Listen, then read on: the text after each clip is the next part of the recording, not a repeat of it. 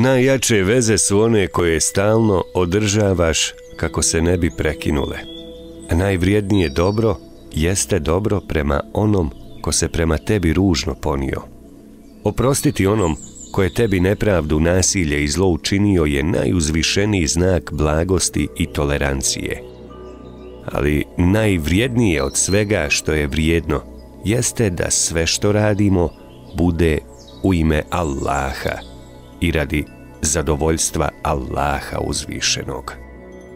I da, nemojte zaboraviti da svakom čovjeku bez izuzetka dobro priželjkujete.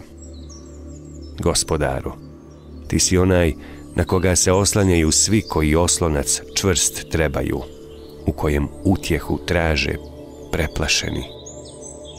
O ti za čiju se dobrotu, plemenitost i ljepotu vezuju oni koji tvoju blizinu žele i traže. Molimo te, o ti kojem se ruke podižu tražeći izlaz za svoje potrebe i od kojeg priželjkuju da im dove ukabuli, da sve nas obuhvatiš svojim oprostom i milošću, da nas obdariš iz obilja svoje dobrote i plemenitosti, da svoju milost ukažeš našim umrlim, da lijeka podariš našim bolesnim, da oprostiš nama ono što je već prošlo, a i ono što je još preostalo. Gospodaru, ti si onaj koji prašta, a voliš praštanje, pa nam oprosti.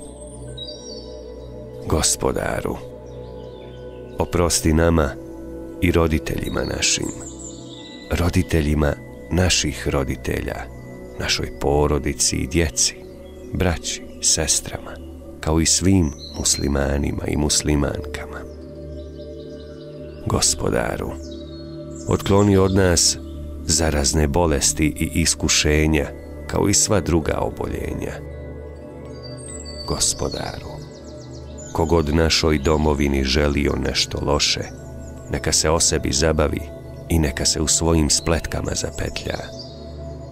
Gospodaru, mnogo blagoslovi našeg poslanika Muhammeda sallallahu alejhi ve sellem, njegovu porodicu i njegove časne ashabe.